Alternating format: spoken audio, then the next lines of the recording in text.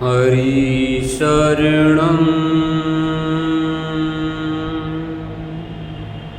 हरि शरणं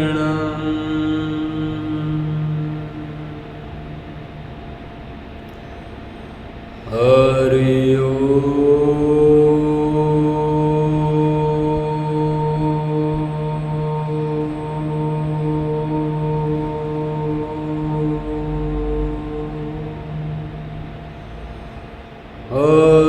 हरि हरि हरि हरि हरि हरि हरि हरि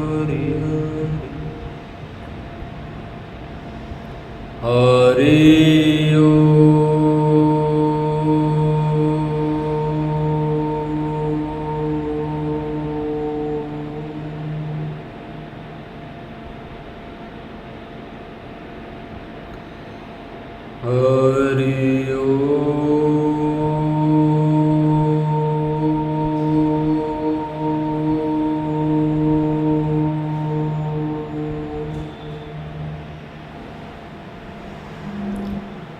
हे शंभो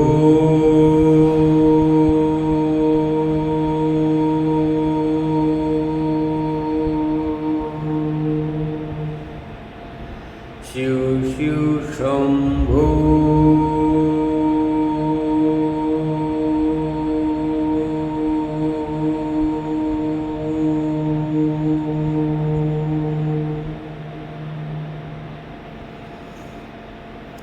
हरि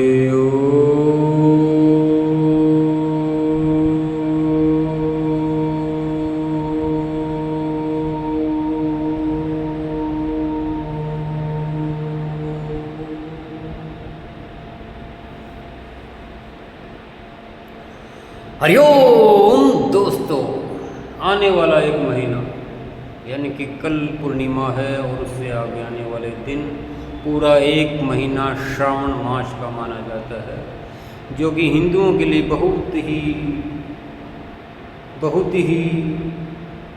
ये समझो कि अपने आप को पवित्र करने वाला महीना माना जाता है।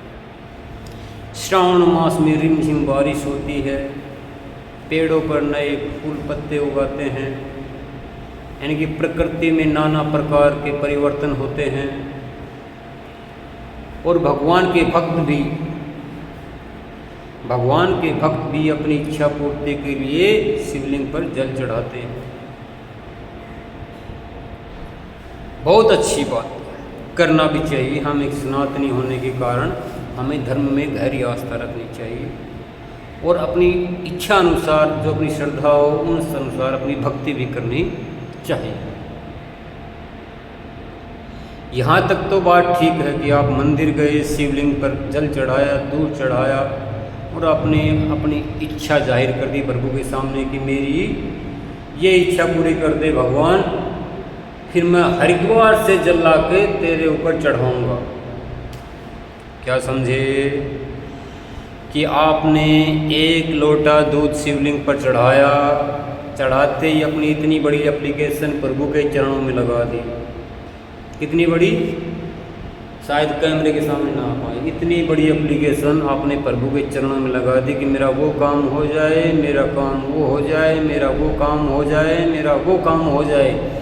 तो प्रभु मैं अगली बार हरिद्वार से गंगा जल लाके आपका जलाभिषेक करूँगा।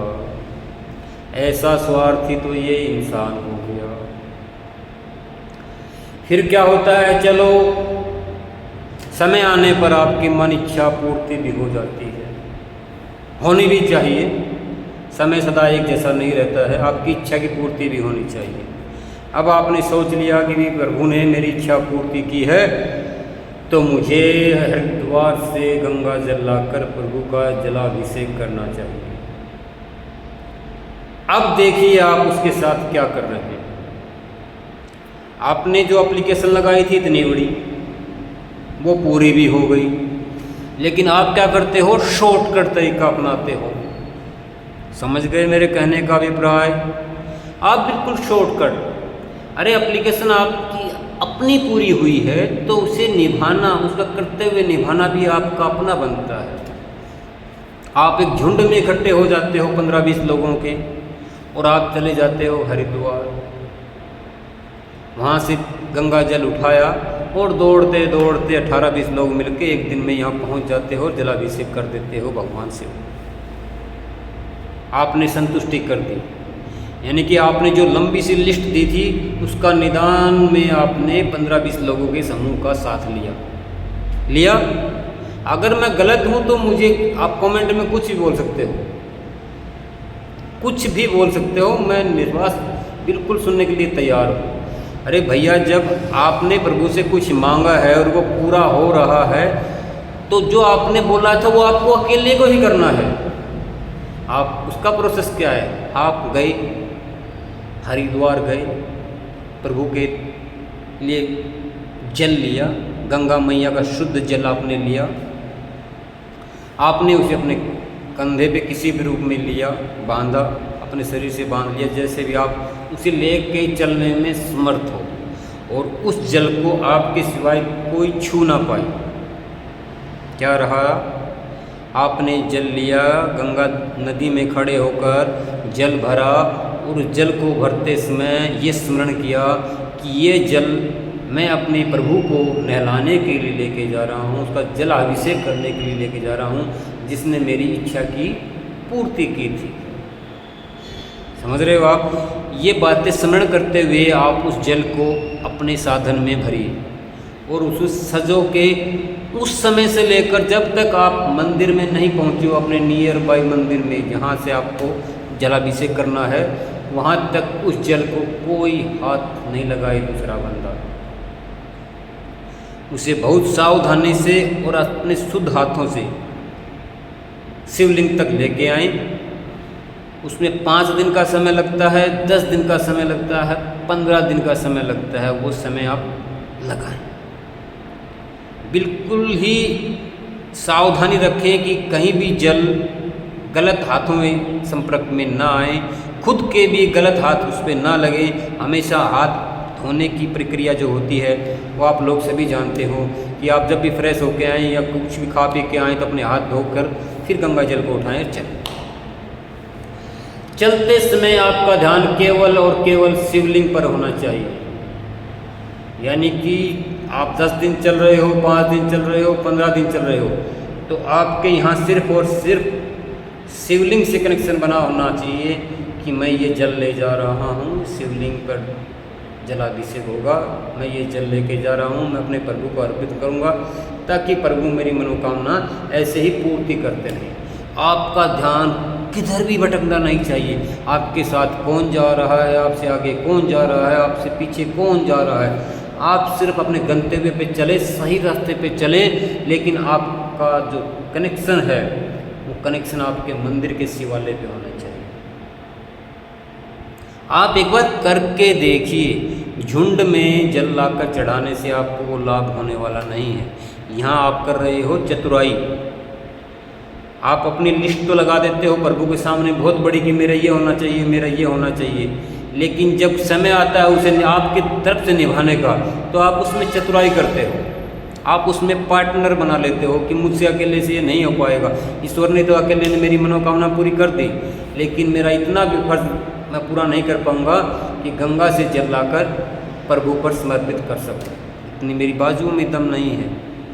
तो क्या करता है, 8, 10, 15 लोगों का टोली बनाकर फिर जल ला के आते हैं और फिर चढ़ाते हैं। ये सब है दिखावा और खाना पूर्ति। या तो आप गंगा जल लाएं ना लाएं तो अकेले लाएं, निस्वार्थ भाव से 5, 10 दिन, 20 दिन का जो भी समय आपको मिलता है उसको बगैर ये जो आज का यंत्र तंत्र है टेलीफोन, इसके बगैर आप जाएं। कोई भी दूसरा साधन आपके पास नहीं होना चाहिए जिससे आपकी शांति भंग हो। यानी कि जिस दुनिया को आप 5-10 दिन के लिए छोड़ सको, उस दुनिया का कोई कनेक्शन आपके पास नहीं होना चाहिए। कम से कम 5-7 दिन सिर्फ और सिर्फ शिव में हो जाओ। फिर देखिए आपके अंदर क्या परिवर्तन आता है, क्या परिवर्तन आता है आप सोच भी नहीं सकते। यानी कि पैदल चलकर गंगा जल लेकर आना है, उसके साथ ना किसी से ज़्यादा बोलचाल करनी है, ना अपना ध्यान कहीं भटकाना है। मोबाइल आपके पास नहीं होना चाहिए, बिल्कुल भी नहीं। देखो, आप दुनिया की तरह चलो तो वो एक अलग बात है, लेकिन अगर आप अपने लिए चलो तो उसके लिए ये है कि आप बिल्कुल सिर्फ और सिर्फ खुद और गंगा जल, तीसरी वस्तु आपके पास नहीं होनी चाहिए। तीसरी वस्तु से मतलब है ध्यान भटकाने वाला कोई भी यंत्र तंत्र आपके पास नहीं होना चाहिए। आप शिव में होते हुए 5, 10 दिन, 15 दिन का जो सफ़र है, बिल्कुल शिव में होते हुए राम रम रम रम रम रम रम रम रम रम में आपकी जब तक शिव ना रम जाए, आपका रोम रोम ये ना कहने लग जाए कि हाँ बस अब पहुँचने वाला हूँ मेरे प्रभु के चरणों में, हाँ मैं पहुँचने वाला हूँ प्रभु के चरणों में, फिर देखना आपका तन मन कैसा प्रफुल्लित हो जाएगा मेरे दोस्तों। और उसको करने के बाद जो आपको संतुष्टि मिलेगी, वो संतुष्टि दुनिया के किसी भी प्रयोजन में नहीं है। चाहे आप मखमल के गद्दे पे सो लेना, चाहे कुछ भी कर लेना, जिस दिन आप जलाभिषेक कर दोगे भगवान शिव का, और उसके बाद चाहे आप टूटी हुई चारपाई पे सो जाना, आप ऐसे सोओगे मस्त मलंग की तरह। यानी कि जीवन की वास्तविकता यही है कि शरीर को ज़्यादा सुख सुविधाएं नहीं चाहिए। ये भौतिक सुख सुविधाएं हैं, ये बिल्कुल नष्ट होने वाली सुख सुविधाएं हैं, और इसी के जाल में इंसान फंसा हुआ है, और इस कदर फंसा हुआ है कि इसका सुख चैन और सोचने की शक्ति तक खत्म हो चुकी है। वो सिर्फ और सिर्फ देखा देखी के ढोंग में और पाखंडों में फंसा पड़ा है। मेरे भाई, ऐसा कुछ नहीं है। वो भगवान है, वो शिव है, वो अनंत है, वो इस ब्रह्मांड का मालिक है। वो खुश था, इसीलिए आपको ये जन्म मिला है। उसे खुश करने की कोई ज़रूरत नहीं। आप कौन होते हैं उसे खुश करने वाले? कुछ नहीं आपके पास, न कुछ हमारे पास। बस ये तो हम अपने मन की तृप्ति के लिए ऐसा कुछ करते हैं, वरना हमारे अंदर कुछ भी ताकत नहीं है कि हम भगवान को कुछ चढ़ा सकें। वो तो गंगा जल था, इसलिए हमने इसका चर्चा की। और वैसे अगर आप इस चीज़ की चर्चा करो कि मैं अपना बैंक बैलेंस चढ़ा दूँ, मैं 1,00,000 2,00,000 रुपये चढ़ा दूँ, मैं 10-20 लाख रुपये मंदिर में दान कर देता हूँ, तो आप दान करने वाले होते कौन हो? आप हो क्या चीज़? किसके द्वारा निर्मित हो आप? ये तो बताओ। जरा एकांत में बैठ के सोचो मेरे दोस्त कि आप किसकी रचना हो, और किस रचना में आखिर में आपको मिलना है। आप पंच तत्व की रचना हो, ईश्वर निर्मित हो, और आखिर में पंच तत्व में ही आपका विलय होना है, ईश्वर से ही आपका मिलन होना है। ये जीवन आपको मिला है, इसको बैठ के ढोंगों में, बैठ के पाखंडों में नष्ट न करें। जहाँ जो भी कार्य आपको करने को मिल रहा है उसे करते रहें, और हमेशा ईश्वर में गहरी आस्था रखते हुए अपने दैनिक जीवन के कार्य करते रहें और हर्षोल्लास से रहें। हरिओम दोस्तों, आनंद से रहो।